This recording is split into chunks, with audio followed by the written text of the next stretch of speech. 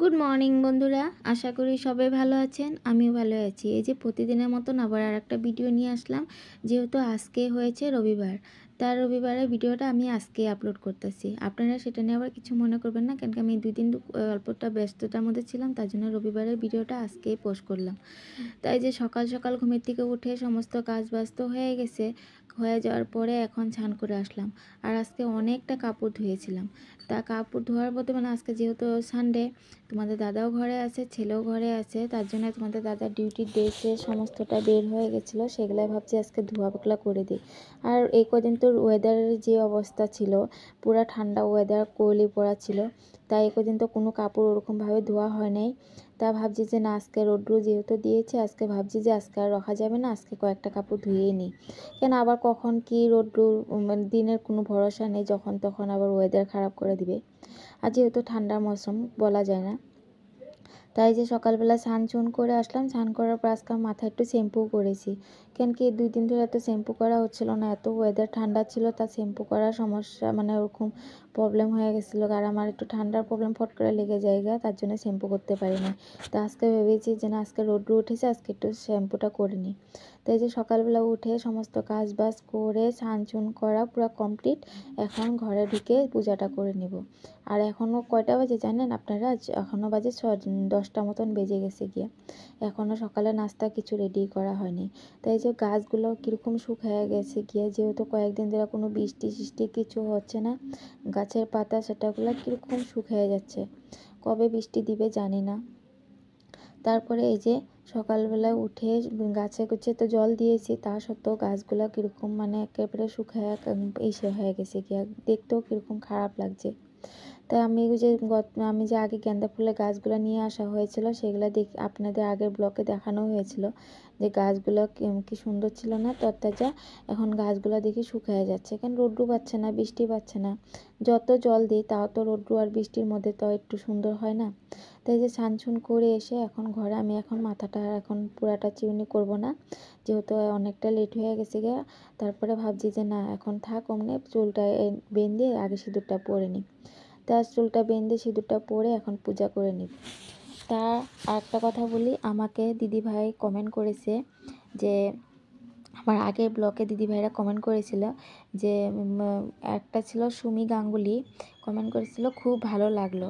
Thank you দিদিভাই, তোমার আমার ভিডিও দেখে যে খুব ভালো লেগেছে, সেটাই অসংখ্য ধন্যবাদ। আর একটা কথা, আমার যদি ভিডিও ভালো লেগে থাকে অবশ্যই আমার সাথে থাকবে, আর আমি আপনাদের সাথে এভাবেই থাকবো। আর একটা দিদিভাই লিখেছিল ব্লগ বেঙ্গেন স্পট নাকি কী ছিল, দিদিভাইয়ের নামটা আমি অত একটা স্পষ্টভাবে নিতে পারছি না।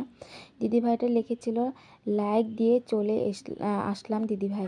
থ্যাংক ইউ সো মাচ, তুমি আমাকে লাইক করে চলে যেও না, আমার সাথে এভাবেই থেকো। আর আমি আশা করব আমার সাথে তোমরা এভাবেই থাকো, আমিও আপনাদের সাথে এভাবেই থাকবো। তা আমার ভিডিও কেমন লাগে না লাগে অবশ্যই আমাকে কমেন্টে জানাবেন। তা আর একটা দিদিভাই লিখেছিল তোমার ভিডিওগুলো দেখে খুব সুন্দর লাগে। থ্যাংক ইউ দিদিভাই, আমার ভিডিওগুলো দেখে যে আপনাদের এত ভালো লাগে সেটার জন্য অসংখ্য ধন্যবাদ। ঠিক আছে, সকালবেলায় যে দিদিভাইদের নাম তো নিয়ে নিলাম। তারপরে এই যে এখন সকাল সকাল পূজা টুজা দিয়ে চলে আসলাম রান্নাঘরে।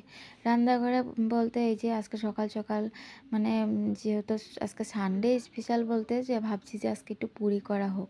তোমাদের দাদা ভাইকে আজকে জোর করে পুরি দিয়েছি, যেহেতু পুরি খায় না, প্রতিদিন রুটি খাওয়া হয়। আজকে বলছি পুরি খেলে কিছু হয় না, একদিন খেলে কিছু হয় না, তাই জোর করে আজকে পুরি দিয়ে দিয়েছি। পুরি আর ঘুগনি করা হয়েছিল। তা তোমাদের দাদা ভাই আবার সকাল খেয়ে দিয়ে চলে গেছিলো বাজারে, বাজার থেকে কতগুলো কাঁচা সবজি নিয়ে আসা হয়েছে।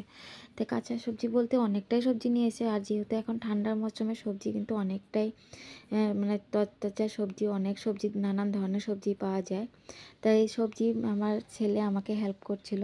ছেলেকে বলছিলাম বাবু আমাকে সব প্লাস্টিকে এক এক করে সব সবজিগুলো গুছিয়ে দাও, আমি এদিকে রান্নাটা চাপায় দিই।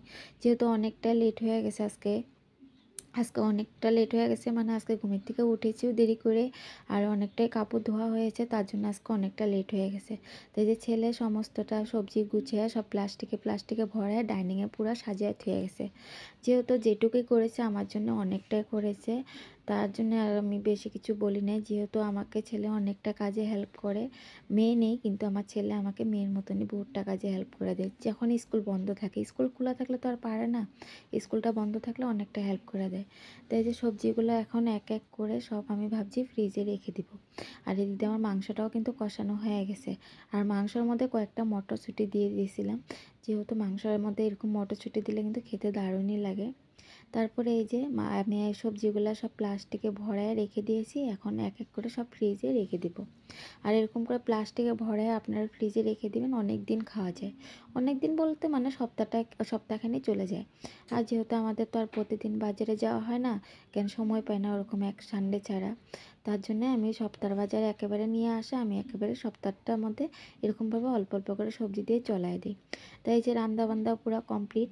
আপনাদের সাথে কথা বলতে বলতে দিতে আমার রান্নাবান্না পুরো কমপ্লিট করে ফেলেছি। আর যেহেতু রান্না ওরকম কিছু করি নেই, এই যে অল্প একটু ওই যে লিভার মানে কষায় রেখে দিয়েছি, এটা ছেলেকে দিব না, তোমাদের দাদাকে দিয়ে দিব।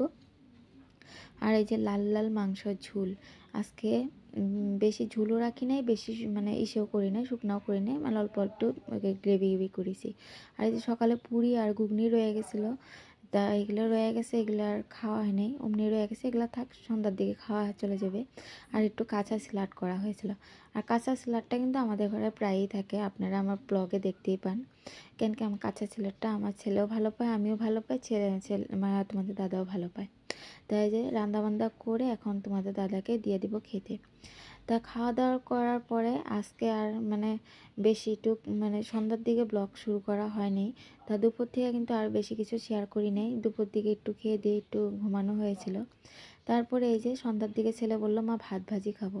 আমি বলছি ঠিক আছে, বা তা ভাতও ছিল দুপুরবেলা অনেকটাই, তাই ভাতগুলো কী করলাম দেশের মতন ভেজে। তা আজকের মতন ভিডিওটা তাহলে এটুকুই রাখলাম। সবাই ভালো থাকবেন, সুস্থ থাকবেন, আবার পরবর্তীতে আর একটা ভিডিও নিয়ে আসবো। আর যদি ভালো লেগে থাকে আমার চ্যানেলটাকে সাবস্ক্রাইব করে দিবেন। আজকের মতন তাহলে এটুকুই, সবাই ভালো থাকবেন, তারপর পরে আর একটা ভিডিও নিয়ে আসবো। Good night, by.